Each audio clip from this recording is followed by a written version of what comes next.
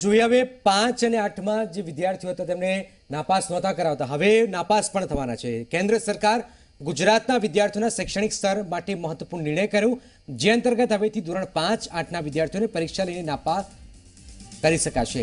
રાજ્ય સરકાર જૂન 2019ના નવા શૈક્ષણિક સત્રથી આ નિર્ણયને અમલી બનાવશે। જો કે ધોરણ 6, 7માં વિદ્યાર્થીઓને નાપાસ કરી શકાશે નહીં। સાથે ધોરણ 3માં પણ નાપાસ કરવાની સત્તા રાજ્યોને મળે તેની રજૂઆત કરવાની તૈયારીઓ પણ રાજ્ય સરકાર કરી રહી છે।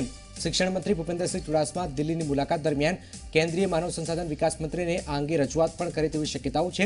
અત્યાર સુધી ગુજરાતમાં ધોરણ 1થી 8માં પરીક્ષા લેવામાં આવતી હતી, પણ વિદ્યાર્થી નબળો હોય તેને પરીક્ષામાં 0 કે પછી પાસ ન થઈ શકે તેવો માર્ક આવ્યા હોય તો પણ તેને નાપાસ કરાતો નહોતો।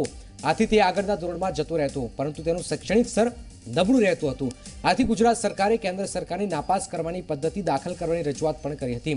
આરટીઈ એક્ટ હેઠળ યુપીએ સરકારે ધોરણ 1થી 8માં પ્રાથમિક શિક્ષણમાં વિદ્યાર્થીઓને નાપાસ નહીં કરવાની જોગવાઈ પણ કરી હતી, પણ આ જોગવાઈને કારણે બાળકોનું શૈક્ષણિક સ્તર નબળું રહેતું હોવાથી રજૂઆત ગુજરાત સરકારે વર્ષ 2014માં એનડીએ સરકારને કરી હતી।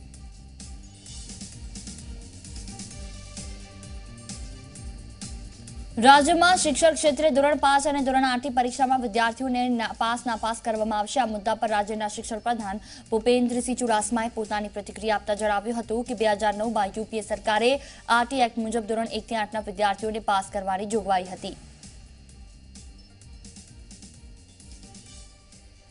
सप्टेम्बर 18 में लोकसभा में एक सुधारो पसार थयो અને ધોરણ 5ની પરીક્ષા લેવામાં આવશે, પાસ નાપાસ કરવામાં આવશે।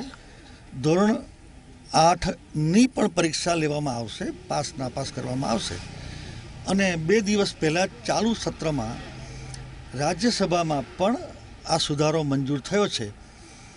એ માટે મેં બધાને અભિનંદન આપ્યા છે।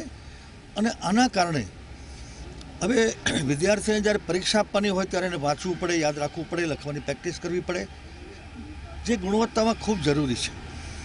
હવેના સમયમાં ગુણવત્તામાં ચોક્કસ સુધારો આવશે।